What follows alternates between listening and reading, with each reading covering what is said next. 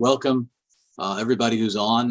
Good morning, good evening, good night, good early morning, whatever time it is for you. First of all, I want to say a big thank you to all the people who have organized this conference and the volunteers. You have been doing fantastic work, and especially after talking to some of the people in India who are like, the clock's totally flipped over on them. They're starting in early in the morning. I mean, early. So thank you for what you're doing to get this going. I hope next year we'll be somewhere at a location where we can all get together again. So that's my hope. My name is Doug Shull. I've been in the Mars Society since 1998.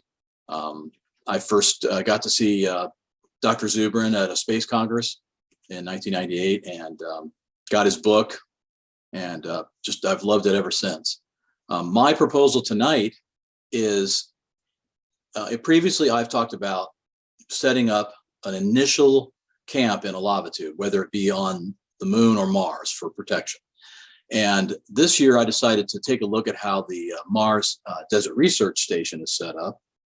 And I noticed that the way it's set up is it's kind of a spread out look. And I know they've been putting it together over the years, and people have been doing a fantastic job working on it.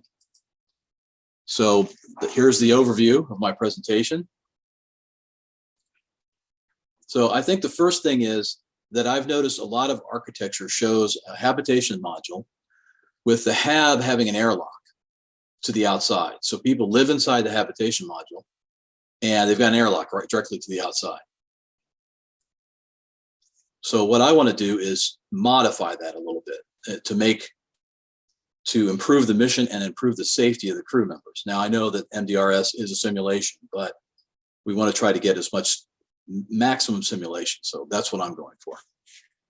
So I'll talk about the background, an optimum module setup, and how I would connect an airlock module to the green hab and how that would help. So here's the current setup. Here's the MDRS habitation module, first floor and second floor. And you can see down here on the first floor, this whole quarter is taken up with a backpack and helmet rack, radio charging, gloves, boots, and an airlock. So whenever they go out for their simulated missions, they have to go out through here. So they go in and out through this airlock. They've got their biology and geology laboratory down here also. So they can come in, bring in stuff, and then they set up. They'll display their stuff. I haven't had a chance to be there yet. I would love just to go take a tour of it, but be that as it may. So you can see this entire quarter of the first floor is taken up with airlock and airlock prep. And what people need to remember is on Mars or on the moon, when you come in here, you're bringing in regolith and dust from the outside. And now it's coming into this room. And that allows that material to get in here. And you've got to think of the moon. The moon's regolith is like glass dust. And I don't know how Mars dust is. I'm sure it's maybe not like glass, but it's very fine and it can get everywhere. So what you have here is samples are brought directly into the hab. The astronauts, the people who are running the simulation, walk directly in the habitation module with whatever they're bringing. Here's the current setup. You can see the hab is only an airlock away from the vacuum. I'm saying simulated, but it's only an airlock away, and all the samples enter through the hab. So that's how it's set up. I know we have now the maintenance module here. I guess these are rovers. I'm not quite sure. And then there's the telescope, and then the science dome. So here's my proposal. First of all, this is, I think, the ideal setup for a station. Airlock module connects to a greenhouse, and the green hab, which they've got, connects directly to habitation module. But the only way you come in from the outside is through the airlock module. Then you come in through the greenhouse module or the green hab into the habitation module. There's no direct entry into your habitation module. This habitation module is also connected to a lab assaying module. So right now they have the science dome set up. It's down it's down a tunnelway from the habitation module. And then you would set up a garage workshop module, which they have a maintenance module, but this would be, you want it large enough so you could actually bring vehicles into it. So that's the optimum module alignment. So my proposal is this. You have a pedestrian entry into an airlock module. So here, right here is an airlock module. So you would set this up, and then you would have a tunnel, a quick, short tunnelway. You could build it just like you did this for the simulation, and you'll enter into the airlock module. And that's where you'll leave your spacesuits, your boots, you'll have your charging station set up. Now, what I mean by an airlock module is this isn't what, you will not evacuate the air from this and then repressurize it. You'll actually have an airlock inside of the airlock module. So the airlock module will be, right here, probably taking up about the same amount of space as in the habitation module. But when you come into it, you'll now leave your suit, boots, and all that material will stay there. And then the participants will then head off through the green hab. Then they will head over to the habitation module. Now, an extra bonus is I propose a small airlock for delivering samples. So here's the science dome. Here's where they're supposed to be doing the science. Right now, you come in through the, the front door basically, and you take off your suit, and then you have to walk all the way over here with your sample. So our proposal is bring the samples in here, just drop them off. So when you drive up or you walk up, drop them off, they go through the airlock, and now they can directly work on them in the science dome. Now, this is not an entry point for a person to come in, only to, put up a sample container, set that in there, close the airlock, and now the people inside can work on it. And so drop the sample off into the airlock module, then you go through the green hab module.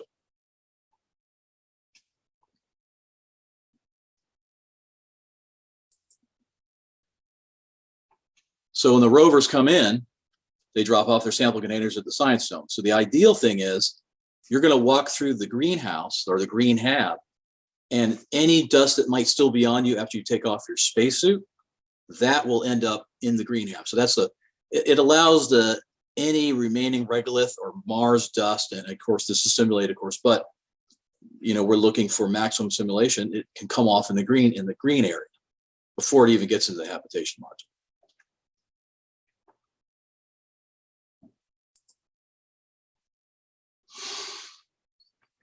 So what I think is a good idea is to take the MDRS and make it more like our proposal for the Lunar, Mars, Labitude configuration, so that things are closer together and you don't have the hab directly exposed to the vacuum. You never enter the hab directly from the outside.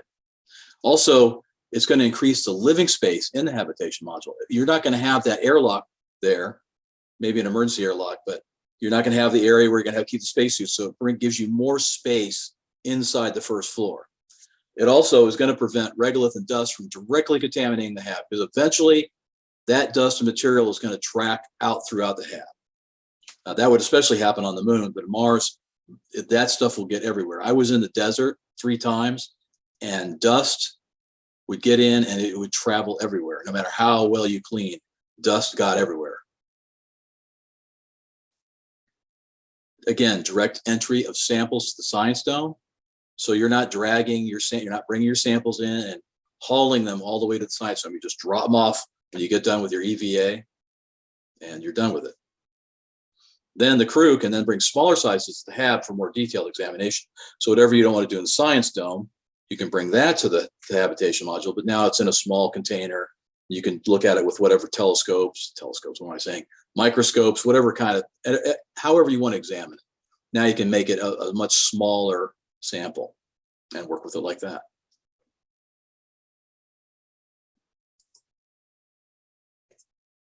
So on both worlds, the moon and Mars or anywhere, protection from the vacuum is paramount. The crew has to be protected all the time. The vacuum is waiting out there, and what I am leery of is a setup where you have the habitation module set up like this, and here's the airlock, and people live here. So this I think is not an optimum situation. I know we set it up like that, but I think it's not as optimum. So this also allows ease of operation. It's a better setup for the Mars or moon. You're not exposing the habitat, and you're getting your science samples directly to the science dome. You're not bringing them in through the hab. You mitigate bringing dust into the habitation module. That's the main thing. Protection from the vacuum, protection from regolith. And it also increases the ability to do your science because you're no longer dragging it around through the tunnels. On to Mars. That's my presentation. Any questions, please?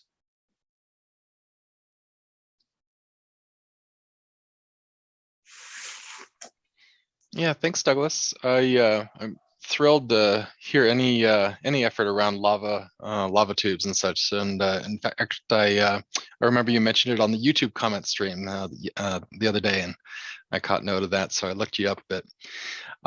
Thanks for doing this. Yeah. Thanks. There is a virtual tool. I posted the link to that in the chat. And thank you. So folks can walk around the current site, but it doesn't have your redesign. I'm curious, have you looked at all into inflatables within lava tubes? The idea seems like a really interesting combination. Let me go back and see how you do that. That is basically the idea here. So you would have inflatables. I think it was it Bigelow Aerospace? He talked about putting inflatables on the space station, or, you know, for a tourist purpose. I think that was him. But that's what you would want. I think the best way would be to bring, you know, robotically looking at a lava tube. And the ideal thing is when you're looking at the lava tube, you want a horizontal entry. See, I'm of the mindset that you want to do things as simply and as easy as you possibly can, because working in a bad environment or a dangerous environment like Antarctica or the desert or underwater, things can go wrong awful fast. So you want things to be simple as possible. I know we've got beautiful proposals for cities in the future on Mars, and I think they're super cool. But that's not how we're going to start out. We're going to start out by getting a small setup and making it functional. So yeah, absolutely. Everything inflatable, from the airlock module, greenhouse module, even the habitation module could be an inflatable setup. But it's going to be like a Kevlar. It's not going to be something that's, you know, weak, of course. Yeah. And then, you know, everything inflatable. Yes, absolutely. That's what I kind of proposed in the last couple of years. But yeah, absolutely great idea. Excellent. Yeah, I'd love to see one just dropped in by a rover. I see about 3 or 4 other questions. I should turn it over to these folks here. They're in the chat stream, so I'll let you go with that.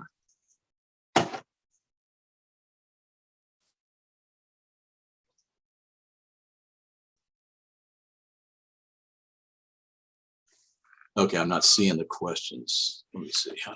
I found them in the Zoom chat. I'm not one of the official volunteers, but I'd be happy to read some to you. No, I don't. I wouldn't mind. I have the whole screen up, so I got to see how I can. Yeah, with full screen, it's a little tricky. Let's see. Casper is asking, how does walking through the green module clean you? It doesn't exactly clean you, but what it does is it gives you a chance to any debris that might be on you can fall off. It just gives you an extra place for the material to come off. Now, hopefully, once you've taken your suit off, you shouldn't really have much on you. But if you happen to track it, especially probably on boots, you know, on your shoes, that would be probably the main way it tracks. So just like when you live up north, you come inside into a mud room. I got relatives who live in Nebraska. They come in, they've got a lower area, and they come in with all their boots and coats. They leave all that stuff down there. It's kind of like an airlock, but it's like a mud lock. But if you come in and you still keep your boots on and you walk up into the house, you're going to track the mud with you. So this gives you a chance for that material to drop off, maybe boots or shoes or something like that. So it wouldn't exactly clean you, not like you're in a spinning car wash, but it would, it would just gives you an extra area for material to come off of you. Great, thanks. Does that help? And Avandre, it looks like you're unmuted. Do you have the mic there? You want to ask your question? Please. Okay. Is anybody asking a question right now? There's some in chat. I just I chimed in. We didn't hear you. Oh, wait, here we go. Wait. Okay. There we go. So do we take the questions right now, or do we want to continue with the presentation and then we take up the questions at the end? Oh no, I'm done. My presentation's short, so I'm done. I'm ready to take it. Okay. Okay, sure. Then yeah, I see that. Okay. The other questions to you. Okay, so Martian dust contains perchlorates. What amount of perchlorates tracked into the greenhouse would actually pose a significant health risk to the crew? I'm not exactly sure, but I don't think I would want those tracking into the crew area. I mean, I would want as much material to come off as possible. So that's why, I mean, the setup you have now is you walk directly into the hab and you're on the first floor of the hab with whatever material sticking to your boots or your outfits. I do remember the lunar astronauts said their suits were covered with dust, with regolith. And they actually took them off and they were in their pressure suits and they chucked their EVA suits out of the LEM before they took off. They just left, all that material's left on the moon. They didn't take those suits with them. So I mean, you can pick up dust, but yeah, I don't know what the effect of perchlorate is on on biological life, but I don't think it's very good. I mean, it may have, I don't know if I've never encountered a perchlorate, so I don't know if it's like bleach. I mean, it's got chlorine in it, so it may have a bleach effect. So I'm sorry, I don't know more about the perchlorate or how it would react. Let me look at the next question. Does that, if that helps, if that answers your question, see. Could you have shower units in airlock? You will be super sweaty after a day in EVA. I mean, you could, if you want to set it up like that, or at least, a vacuum that would, or, it would blow air on you and you could vacuum it off. I mean, you could set it up to have a shower unit, although the main purpose for that airlock is to, not in the airlock, but the airlock module would be to, once you come through the airlock, take your suit off and leave that there, and then you travel. So, I mean, you could. That would make it a little more complicated, but you absolutely could put a shower in there, although that would necessitate a lot of plumbing. And so my idea for the MDRS is just to set up a module and you'll just change there and leave the equipment behind. Let me see. It looks like you would be going through the greenhouse each time you EVA. That does not sound good. I would think you could put the airlock on opposite side of the tunnel so that no area gets contaminated. Okay, opposite side of the tunnel. What? Where do you propose you need it? Oh yeah, absolutely. Additional airlocks are needed. Yeah, you would want additional airlocks in between. So you would have an airlock that would go from, I don't know if you can see this, but you'd have an airlock that would go from the airlock module to the greenhouse. And then of course you'd have an airlock that goes, from the green hab down the tunnelway. So you would want, you'll need airlocks in different places. So in case something happens to one hab, you don't depressurize the entire structure. So yeah, you would have airlocks. Contaminating greenhouse with anything you bring in. I think the greenhouse could stand it because you're going to have soil and water in there. And it's mainly, the only thing you would contaminate the greenhouse with is whatever might be on your shoes as you walk in. So the idea wouldn't, go ahead. The airlock is right now the way it's in the main house. Right. It's actually shown correct. It's just not outside the house. It's because of financial or construction reasons. But each one of your workable areas should not get contaminated. And the way it's set up, you go through an airlock before you get into the habitat, which would be correct. And you could actually put the airlock on the end of the tunnel north, I guess the building north to the tunnel. That way it services the full width of the tunnels. You're talking about, go ahead. Yeah, just north of the main habitat where the tunnel goes around. Right. Yeah, just north of don't do it at the greenhouse, but do it opposite where the greenhouse intersects the tunnel. Oh, you mean like, let me see if you can see my cursor, like right here? Right there. Yes. Okay, so put the airlock module there. Right, there's no habitat, there's nothing that gets contaminated that way. Oh, okay. Yeah, the only reason why I have it here is because as you rover up, you can go ahead and drop off your samples. Well, you still need the airlock right there. You're putting one there. That's what I'm saying. You need the additional airlocks. Right. What do you think of that? I mean, do you think that's a good idea to have an airlock module where you can just drop off samples? Yeah. Okay, cool. You need, I mean, wherever your work areas are, you need access to them from the outside. You don't want to go through the whole funnel system to get to it. Right. Just like you want to go through the greenhouse to get to the habitat. Right. I mean, the only reason of that is just to let it, any slight material drop off. Well, there's independent scientists. I mean, you want to get this as close to the environment and Mars as possible. Each one of the workable areas is not going to want to be contaminated by somebody just walking through there for no reason. They're going to be isolated. Okay. And That's a good point. Everything else. So that way, if there's an emergency situation, you have to block off that one area with one airlock. So the intersection you got with the tunnel right now, the airlock that's going, I'd say there's an airlock right there where the greenhouse hooks to the tunnel. Right. Emergency situation, they can lock that airlock down and everybody in the greenhouse is secured. Okay, lock it down right here by closing that off. Right, and that's part of your operational protocols. Okay. That you want to block out all your air working areas in case one of the areas gets exposed or there's a tunnel leak or one thing or another. Right, that makes sense. So okay. All your airlocks are going to be automatically engaged in emergency procedures. Right. I mean, you would have them the nominal way. I mean, when I was in a missile complex, we had the doors were all shut.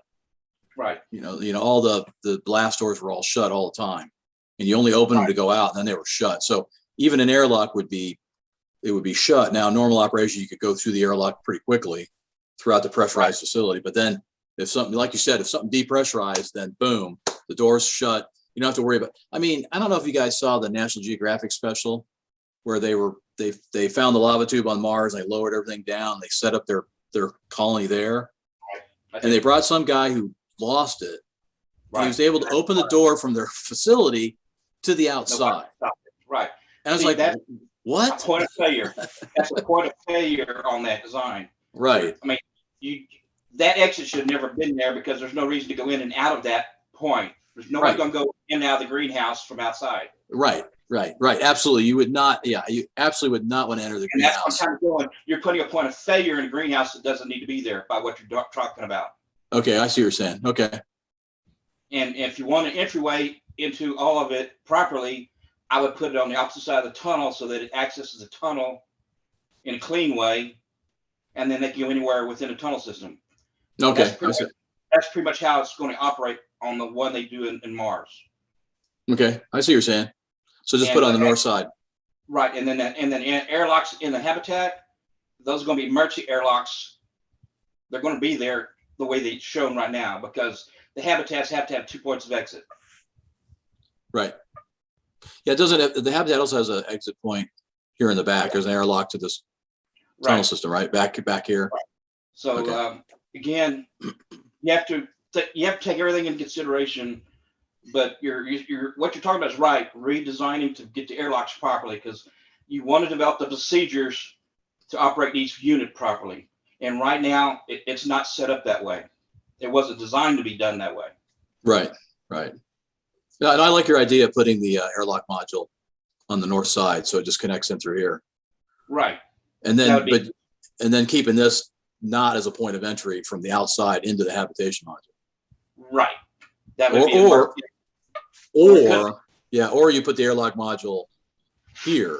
You know, at least have an airlock module before you walk into the hab. But I like that. Yeah, I mean, you could put it here if you wanted to. You could put it anywhere along the system as long as you're not going through a system you don't need to. Okay.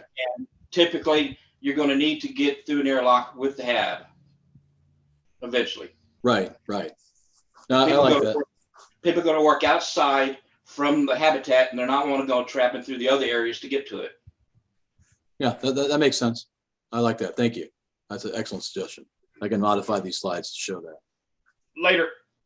All right. Thank you. Appreciate it. Thank you, George. I think we have another question from David, and he's asking about how about a water rinse after the EVA to remove dust at the airlock module and then recycle that water and filter to water plants in green hat. I like that idea. I don't know the effect of when you water off the, so you're talking about taking the, having water over the suit before you take it off. Is that what he's talking about? Yeah, about rinsing from the water. Yeah. Okay. So, I mean, I think the first thing you would do is before you came in, you'd probably, you'd brush yourself off. So you'd probably take a, brush, try to brush, all the material off of you before you went in the airlock module. And then, I mean, I could see doing that again. It would take some plumbing to bring that in there. I mean, you could do that. And then if you want to run the water in, it may take time on Mars, especially for the perchlorate to, I don't know what it, once you expose to the water, I don't know how long it takes for that material to come out. It may not be a good idea to put the perchlorate right into the plants. You may have to sit for a while.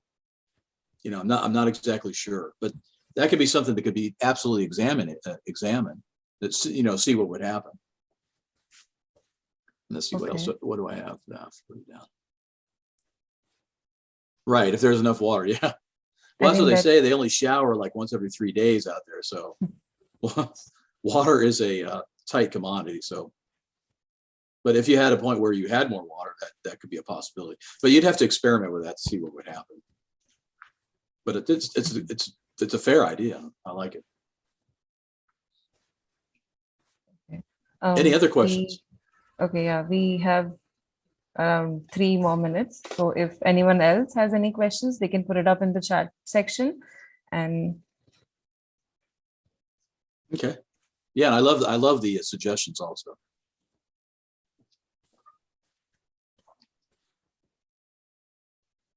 okay, so I think there are no more questions. Okay, that's great. Well, listen, thank you very much, everybody who listened in, and thank you for the great ideas.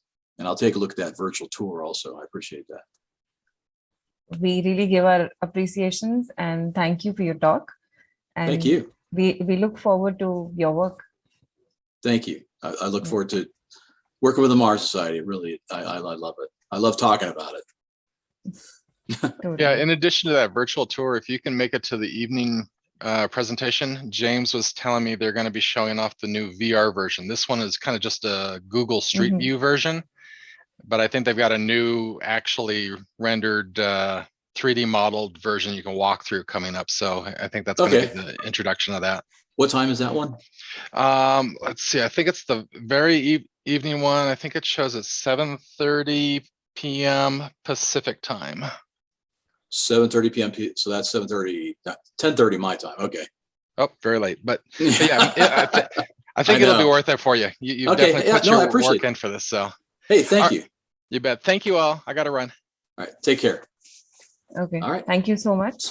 Thank you. You all have a great evening. Also up. So I'll be closing the call. Thank you for your time, Doug. Thank you. Thank you. Good night, everybody, or good morning. Okay.